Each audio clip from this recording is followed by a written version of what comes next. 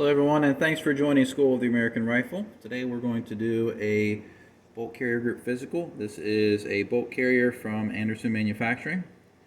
This is a phosphate and chrome line version. It's an M16 cut. The outer finish on it doesn't look terrible.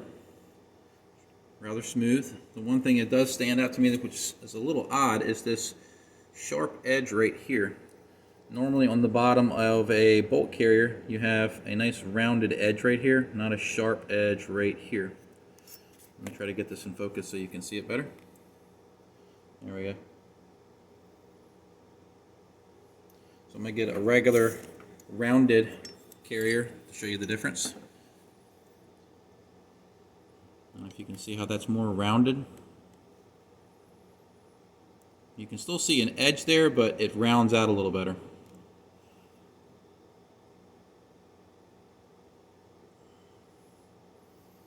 And even this one's a little bit sharp compared to some other versions. But that being said, overall the finish is pretty smooth on the whole surface of the carrier. The tail doesn't appear to have any really rough marks. It does have a slight edge right here and there, which can mar the buffer up. That's just a cosmetic thing. It's just a cosmetic thing. It's not going to cause any function issues. We do have YFS fasteners.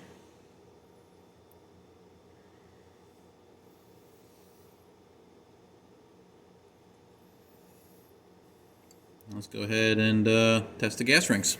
So, extend the bolt, face up, gas rings pass. Let's get it torn apart. Take our firing pin retaining pin out. Doesn't look bad, it has some marks on it. Supposedly several hundred rounds have passed through this bolt carrier group. Take the cam pin out. Take the bolt out. Piece of metal there on my finger. That was from a wire brush. Take our extractor out. Alright, so out of the gate we have an M16 firing pin. It looks to be chromed. The tip looks good on it. No cratering. Let's see if I can get this to focus a little better. There we go. Tip looks good, no cratering. Alright, let's measure protrusion, make sure it moves freely, and it does. Turn this on, let's zero it out. We're going 0.026, so we have short protrusion. We should be at least 0.028.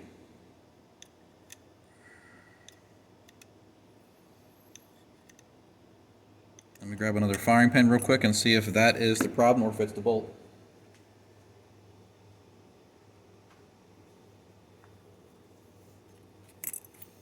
This goes with it.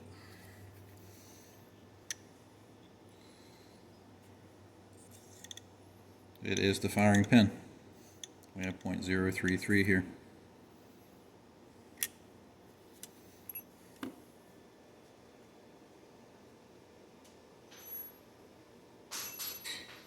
Oh, that fell on the ground. No big deal. But we do have a bad firing pin. It is short. Alright. Let's check the bolt. The tail on the bolt has some erratic wear on it.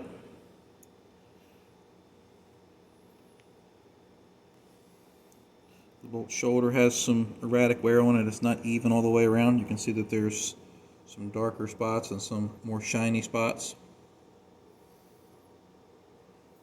The back of the lugs have an even amount of wear on them, so it wasn't sitting crooked when it locked up into the barrel extension.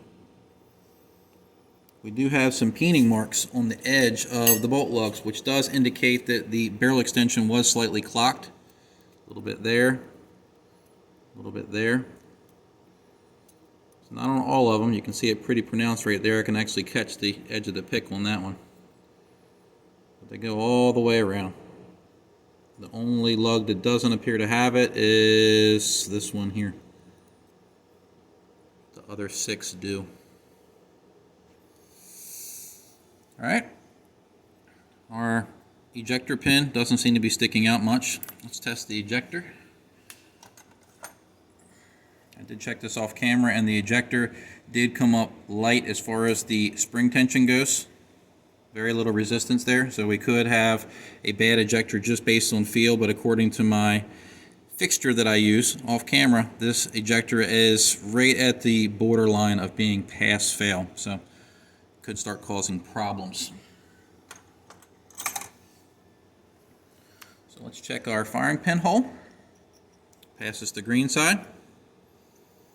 No-go side does not go in, so that's good. Let's check the bolt face. Bolt face dimensions are good.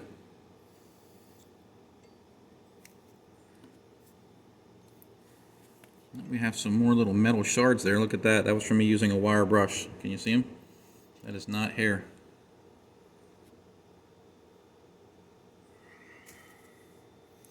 I put this pick on my magnetic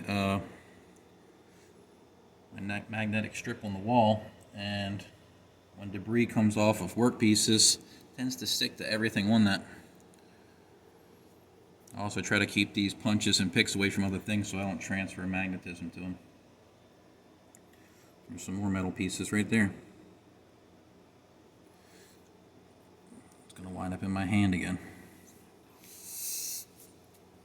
Alright, so those things look okay. This is okay. Let's check the bolt tail. This is the no-go. Oh my. So this is the no-go. It's not the field. Let's see if it takes the field. It doesn't. So this no-go spec is not anywhere in any of the TDP drawings, anything like that. This is something that I basically spec'd out working on troublesome ARs. If the bolt tail gets to the dimension where it will go into here, that means that this dimension is small enough. The tail is small enough in diameter that it can cause gas to leak by here when the system pressurizes, because gas comes in right at this area right here. The bolt tail seals against the carrier, and the gas ring seal against the carrier. So this is like your expansion or your gas chamber here. So if this dimension here is too small, gas will leak by that way and can cause cycling issues on some guns. Now, it does have to interface inside the carrier, so if the carrier has a smaller dimension where it seals up against the tail in the 3-bore, then it can balance this out. So this isn't a complete failure. It just means on some guns, if the bolt carrier 3-bore, specifically the tail seal, is in the larger dimension and this goes in here, you could have cycling issues on a gun that is not overgassed, or if you have weaker ammo. So we have a possible fail there. Alright, firing pin is done. That's done. This is good. Move the tools around. Alright, let's check the extractor.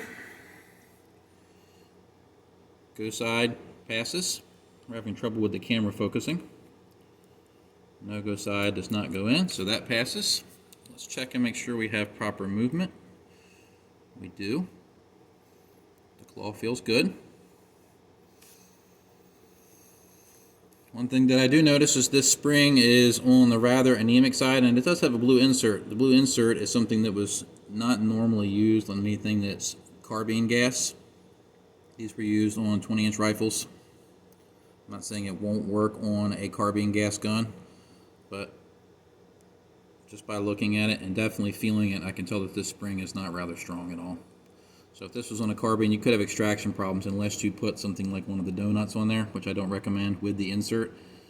I would recommend just putting a better spring in here. Something from Springco is a great choice. They last a long time. Or a Colt Gold spring if you don't want to buy the Springcos. The Colts don't last as long as the Springcos, though. Nowhere near as long. So not a complete failure there, but it's not the kind of spring and insert I like to see on anything that's carbine gas. We don't know what kind of upper this was put into, so if it was in a rifle, that's just fine. Alright, cam pin has some wear on it. I can catch my finger on it, but it won't try to pull my finger in it also. We're good there. Let's check it in the bolt. We have a good bit of wobble there.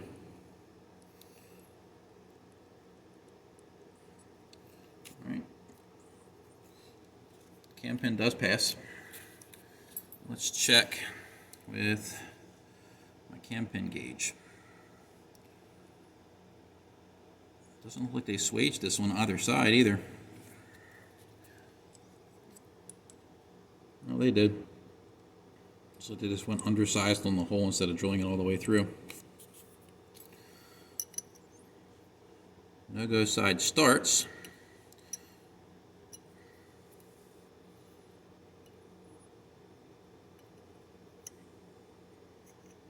Well, that shouldn't happen. So what's going on here is this cam pin hole is starting to stretch out long ways like this. So the no-go side is actually 0.001 smaller than this side.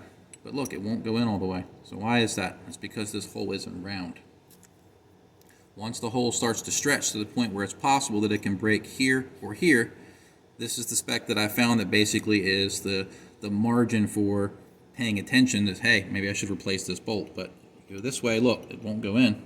As soon as you turn it sideways, like this, and it goes.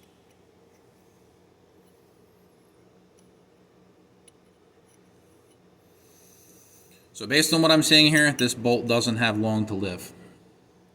Now, does that mean it's going to break on the next round? No, but it could break within the next 50 rounds or the next 300 rounds, but it does not have much life left on it based on the information that I've collected on bolts that fail or are about to fail, and I've been able to measure them and track this wear pattern that occurs. But look, it swallows it right up. Pretty interesting on such a possible low round count gun. Or bolt, I mean. Alright, let's check for magnetism. Oh, we have a magnetic firing pin on both ends. Cam pin's good. And the bolt is magnetic too.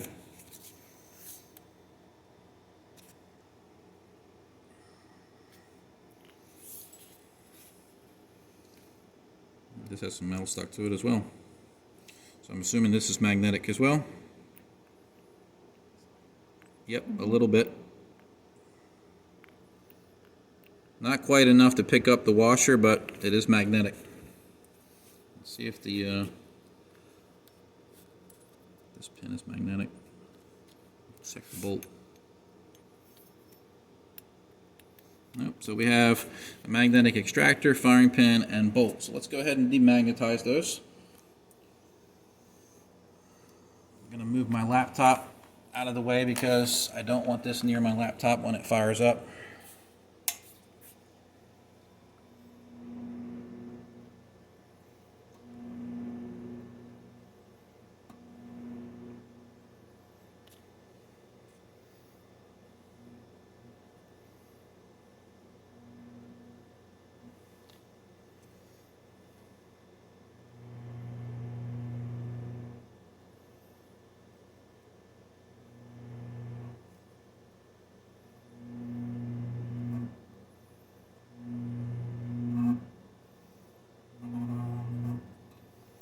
Alright, let's check and see if we were successful.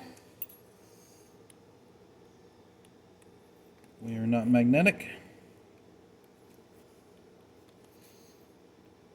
Nope, we're good now. So why is it important to not have a magnetic bolt or extractor or firing pin?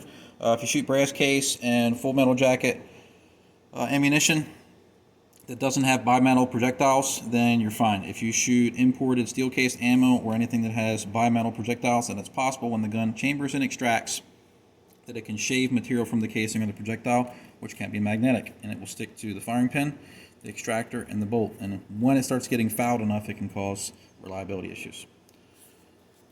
Get that question a lot. I have explained it many times, but figured I'd mention it again in a video. Alright, so we fixed our magnetism issue. Firing pin, extractor. Alright, we're good there. Let's check for Headspace.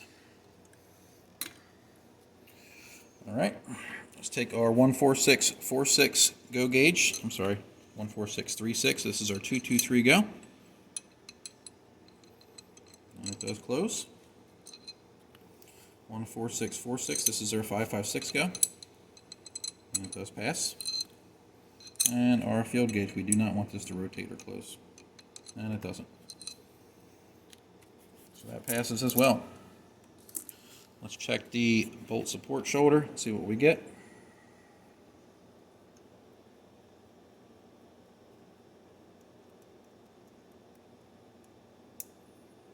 .528, that's good. All right, let's move over to our carrier. Let's measure the length of our carrier.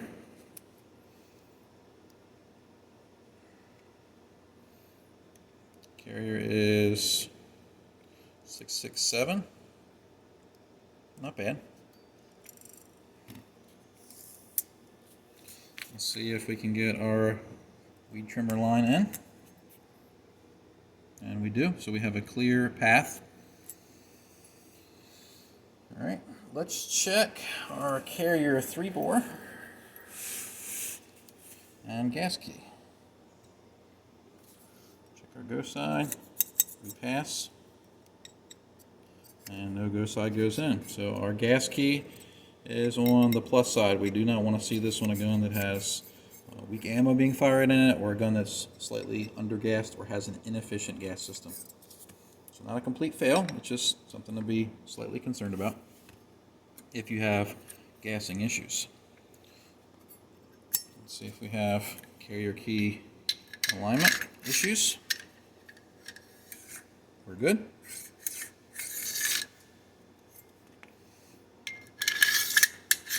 Felt like it was binding up there for a second, but we're good.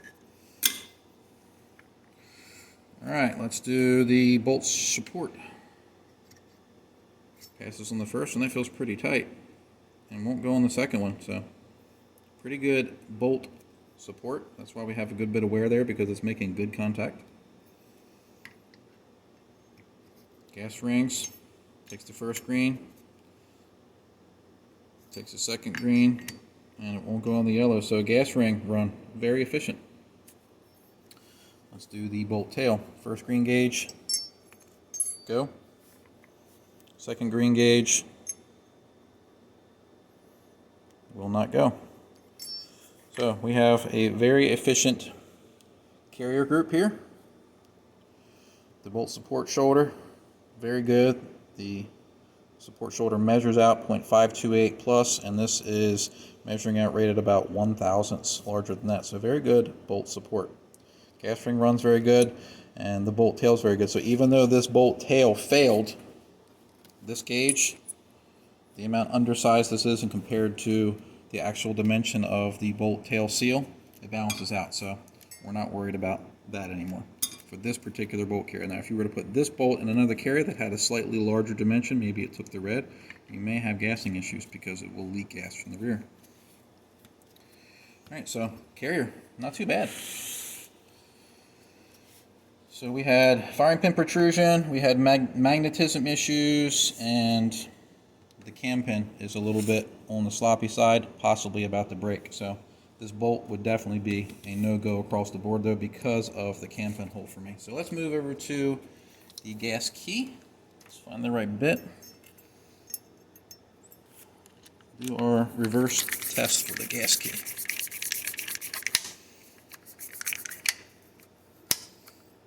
Now, if you wonder why I just don't leave this set at 30 and leave it for videos, it's because it's not good to leave torque wrenches set, at least based on what I've been told to do.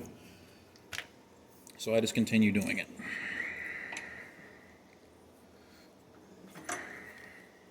.30 inch. And no, we fail. Maybe this one will hold. Nope. All right. Let's see what we get.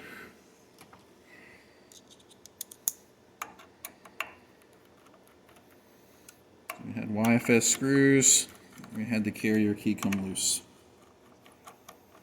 The reason they're not backing out is because the staking wasn't terrible on this, but That's what holds the head in, even when they're loose. I can't see any serious leakage. There's no sealant there though.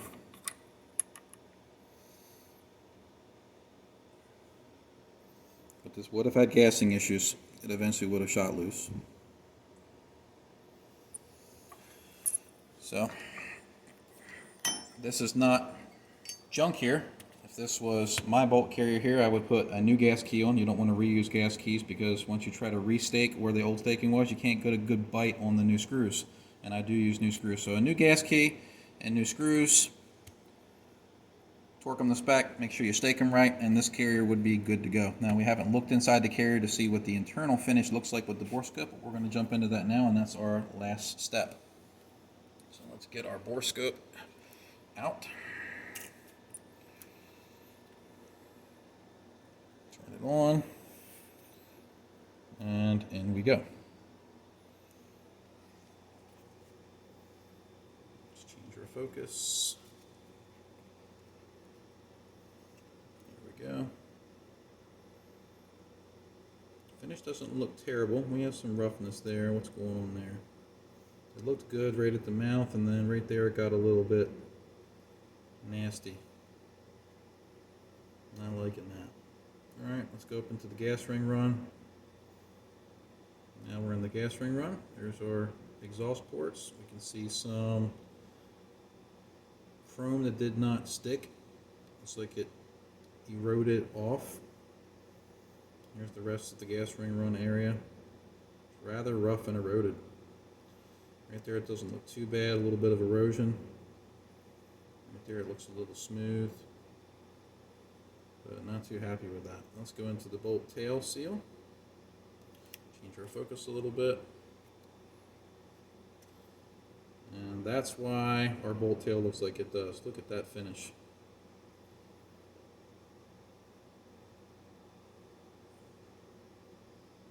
There. Pretty rough. So it's no wonder the bolt tail had that wear on it, because the bolt tail dimensions here were extremely rough. So it had some dull equipment that cut this 3-bore. So overall, after looking at the inside of the carrier, I'm not so enthusiastic about it. It does have tight dimensions, but I would prefer to have a smoother dimension on the carrier 3-bore than have it to be super efficient. Overall, I think this was a complete failure. Now remember, this is an example of one. That does not mean that all Anderson bolt carrier groups will fail this way, or that they all have the dimensional issues or the magnetism issues or any of the other things that we saw on video. That boom was not somebody shooting in the shop. That was fireworks. Today is 4th of July. So my neighbors are celebrating their freedom. I applaud them for it. I'm not a Karen. I'm not going to call the police and report them. I'll go out and light off some with them. So I hope you found this video educational, and thanks for watching.